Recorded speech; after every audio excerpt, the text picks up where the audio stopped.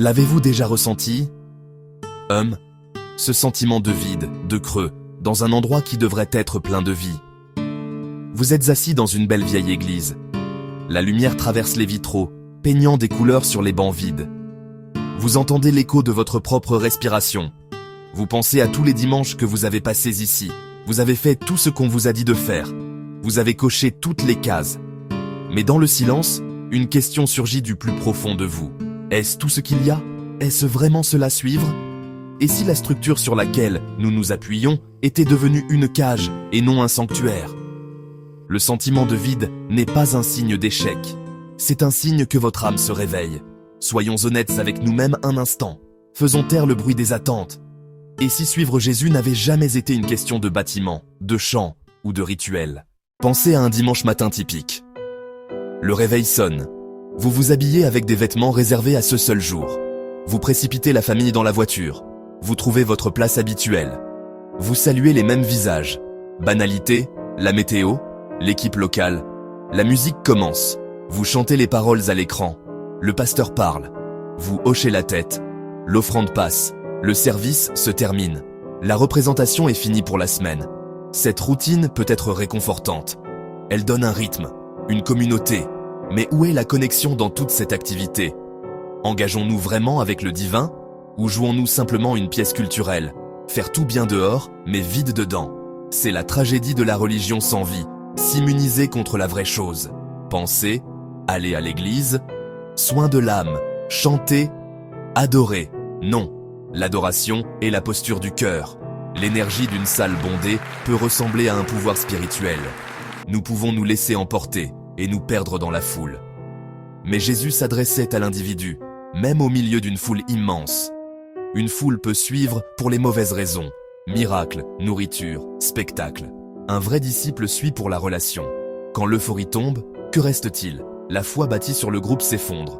Ils suivaient un phénomène, pas une personne. Et quand le phénomène s'estompait, leur foi aussi. Confiner la vie spirituelle à un bâtiment, 1 heure par semaine, ce n'est pas une vie, c'est un passe-temps.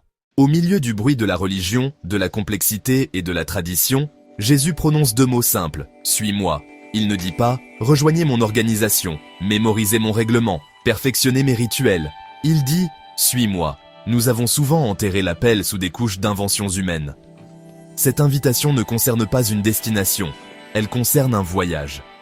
Suivre Jésus, c'est marcher avec lui, jour après jour. Une relation dynamique en mouvement. Marcher où il marche, se soucier de ce dont il se soucie, aimer ceux qu'il aime. Il a appelé des gens ordinaires. Pas de CV, pas de déclaration de foi. Juste, suis-moi. Ils ont laissé leur filet, leur bureau, et ils ont commencé à marcher. La même invitation nous rejoint aujourd'hui, au bureau, à la maison, dans la joie et le doute. L'appel est simplement de commencer à marcher, de faire le premier pas. Que signifie réellement suivre? Jésus dit « Mes brebis écoutent de ma voix, je les connais, et elles me suivent. » Ils ne forcent pas par la peur, ils marchent devant et appellent. Elles ne suivent pas la voix d'un étranger. Tant de voix nous sollicitent, culture, peur, ambition, même la religion sans cœur. Mais la voix du berger est différente. Amour, vérité, grâce. Elle murmure à l'âme.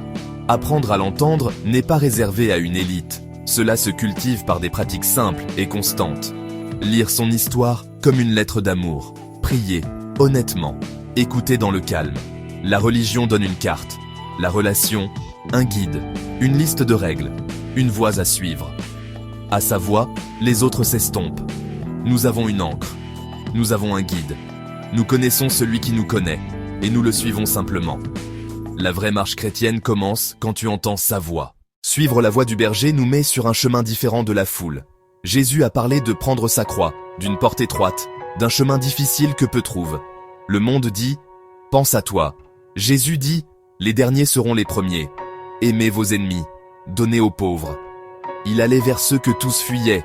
Il élevait les pauvres, les humbles et les affligés.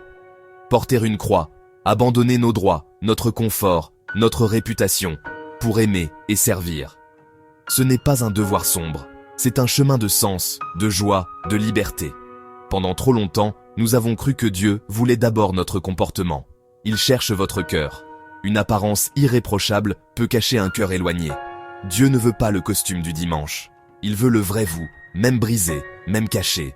Dire « Dieu, je ne peux plus seul. Je te donne les clés. Sois Seigneur de tout. » La vraie transformation commence. Il rénove de l'intérieur vers l'extérieur.